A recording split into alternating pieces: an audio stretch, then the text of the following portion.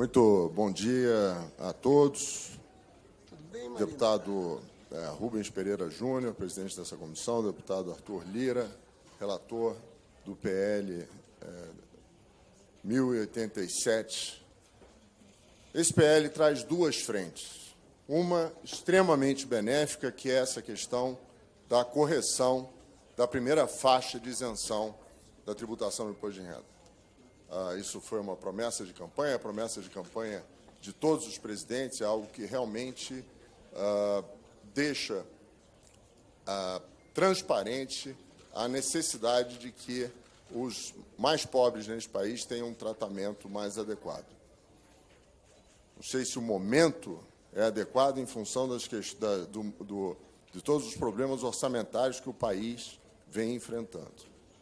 Mas nós temos um outro aspecto que, a meu ver, devido à vinda do meu querido doutor Marcos Barbosa Pinto, que é secretário de Reformas Econômicas, que é essa questão da tributação dos dividendos. Porque, na verdade, essa tributação mínima de R$60 mil mês nada mais é do que uma revogação dos dividendos. Nós temos três formas de tributação dos dividendos, obviamente. Nós temos um lucro que se forma na pessoa jurídica e temos esse lucro sendo distribuído aos acionistas e cotistas na pessoa física. Ou nós tributamos bifasicamente, tanto a pessoa jurídica quanto a pessoa física, ou nós tributamos na pessoa física, como já aconteceu neste país com as sociedades profissionais, ou nós concentramos a tributação inteiramente na pessoa jurídica. Por 70 anos, nós adotamos essa tributação bifásica. Ela não deu certo, por vários motivos que eu elenco daqui a pouco. Em 1990, surgiu uma lei que concentrou a tributação na pessoa jurídica. Não é que os acionistas estejam deixando de pagar tributo. A tributação sobre esse lucro que nasce na pessoa jurídica e termina na pessoa física foi concentrado na pessoa jurídica. Então, esse valor é tributado, sim, na pessoa jurídica. Isso foi feito, como eu disse, nos anos 90, e houve aumento de arrecadação.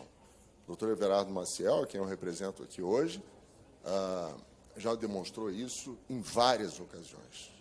Houve aumento de arrecadação, não houve diminuição de arrecadação. O que comprova que não houve nenhuma renúncia fiscal em relação aos valores que eram pagos às pessoas físicas, acionistas e cotistas. Mas por que isso é um retrocesso? Aqui disse que, olha, a proposta é Robin Hoodiana, eu retiro dos ricos para dar aos pobres. Só que se considera rico, neste país, é quem recebe $10 mil por mês. Entre os países do OCDE, qual desses países considera super rico? Não que eu não esteja dizendo que quem ganha $10 mil por mês esteja numa situação absolutamente vantajosa em comparação com o resto da população. Não estou dizendo isso. Mas super ricos, ganhando $10 mil? Quais são os problemas com a tributação dos dividendos? Em primeiro lugar, óbvio desestímulo a investimentos.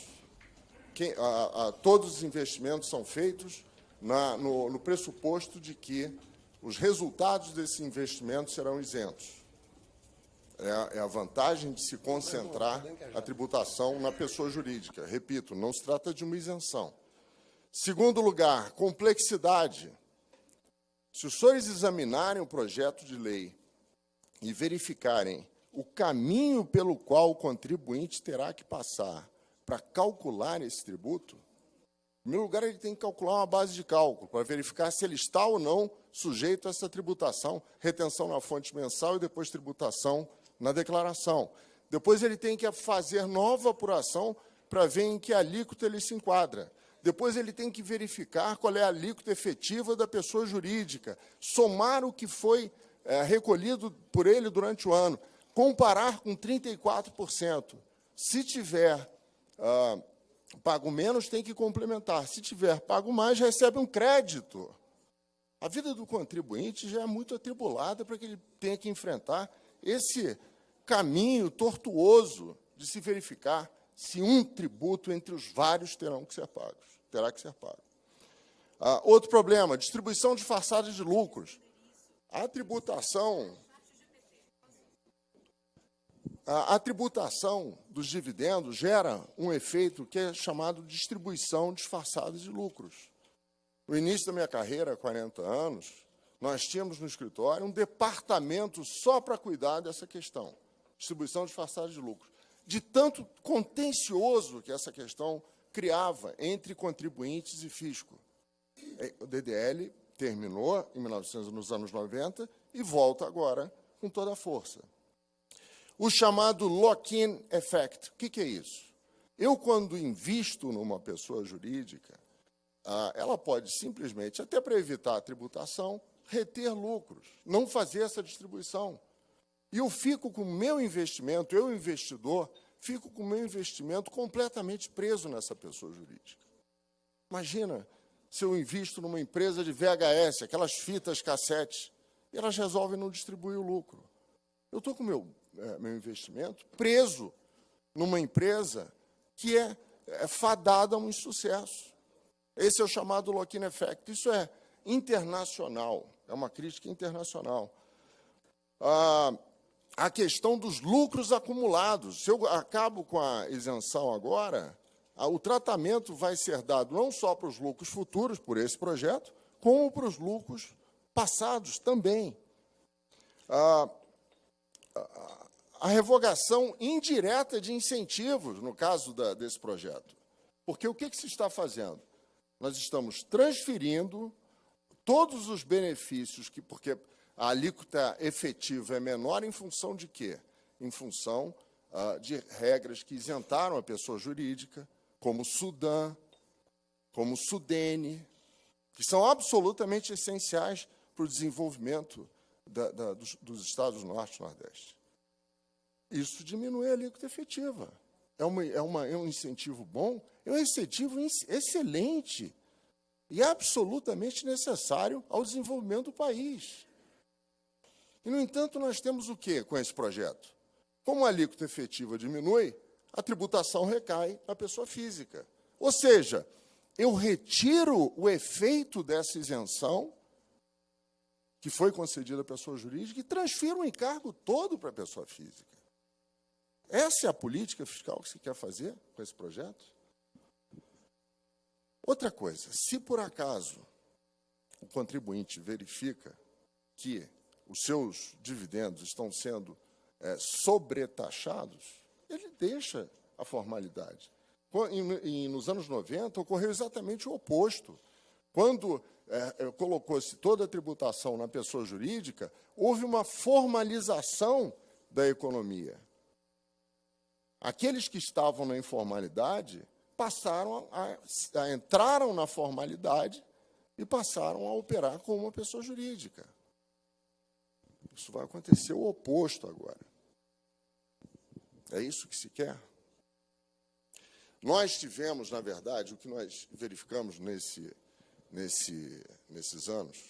últimos anos, é uma absoluta inconformidade daqueles que eu reputo que estão em um luto prolongado desde os anos 90, quando acabou a tributação bifásica. Não acabam, não desistem. Sempre tentam tributar os dividendos. São as que eu chamo viúvas dos lucros, da tributação bifásica dos lucros. Prova disso foi o projeto de lei 2337, que foi votado no Congresso Nacional e parou. Parou por quê? Porque 207 instituições representativas de todos os setores da economia, de todos os 4 cantos do país, se manifestaram contrariamente a essa tributação. Apresentaram isso aos senadores, socorrendo no Senado, e o projeto parou ali. Parou ali exatamente em função disso. porque o Brasil não queria essa revogação. Aí nós, como eu disse, há uma inadequação do momento, porque nós estamos com uma crise orçamentária muito grande, todos sabemos disso. Ocorreu a questão do PIX, que deixou o governo numa questão politicamente fragilizado, a meu ver, injustamente, porque aquela iniciativa do PIX era justa, mas, enfim, isso é um caso à parte, mas o fato é que houve a necessidade de, politicamente, o governo apresentar um projeto de lei ao Congresso Nacional, aumentando a faixa de isenção dos 5 mil. Corretíssimo, eu já disse, isso é o lado benéfico. Mas, como é uma renúncia fiscal, é necessário que haja uma compensação. E aí o Executivo joga no Congresso Nacional o encargo de determinar, de aprovar um aumento de ônus tributário para aqueles que operam com pessoas jurídicas. O professor Everardo deu uma solução que, a meu ver, me parece muito boa, que retira esse encargo do Congresso Nacional e devolve ele ao Poder Executivo.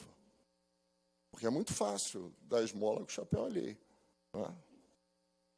Joga-se isso de novo para o Executivo. Como é que se faz isso? O professor Everardo propõe o seguinte, que a lei que vai ser aprovada determine que ela produz efeitos somente a partir da sanção de uma lei de iniciativa do Poder Executivo que promova cortes de despesas e de benefícios fiscais em montante igual à perda de receita decorrente da elevação do limite de isenção objeto da lei. Ou seja, em vez de se criar novas receitas num país que já é marcado pela altíssima carga tributária, o que se faz é determinar que o próprio Estado diminua os seus gastos. Essa é uma forma de compensação da isenção, do limite de isenção, do aumento do limite de isenção que é criado por esse projeto. Agora, vamos imaginar que esse projeto efetivamente passe, o que eu esperaria que não fosse o caso. Existem alguns problemas deles que têm que ser sanados. Em primeiro lugar, o tratamento que é dado aos investidores estrangeiros. Imaginem os senhores, pessoas físicas, investidores, estão localizados na Argentina ou no Paraguai, fazem investimentos no país. Diferentemente do que ocorre com as pessoas físicas, que têm a retenção na fonte somente nas receitas que são superiores à distribuição de lucros em 60 mil, acima de 60 mil reais, esses investidores estrangeiros vão ter o seu valor retido na fonte, o valor recebido retido na fonte, qualquer que seja ele. Ou seja, se for o limite é de 60 mil, se for 5 mil reais, ele vai ter que ter uma retenção na fonte. 5 mil reais. E é tanto pessoa física quanto jurídica, o que difere também do tratamento que é dado aos nacionais. Depois, ele tem que fazer essa conta, descobrir quais são as alíquotas efetivas de cada empresa em que ele investiu no país, fazer aqueles cálculos todos a que eu me referi há pouco. Se ele verificar que ele pagou mais do que deve, ele tem direito a um crédito. Ele vai fazer o quê com esse crédito aqui? O que ele vai fazer com esse crédito? O que o estrangeiro, imagine os senhores investidores estrangeiros, pessoas físicas, investiram no país. Recebi um crédito no Brasil. Isso até faz sentido para a pessoa física nacional, agora, pessoa jurídica estrangeira. Ou então recebe o dinheiro de volta. Vai ter que abrir uma conta no Brasil? Ou ele vai enviar isso para o exterior? Esse é um problema, ao meu ver, que tem que ser analisado com muito cuidado por vossas excelências.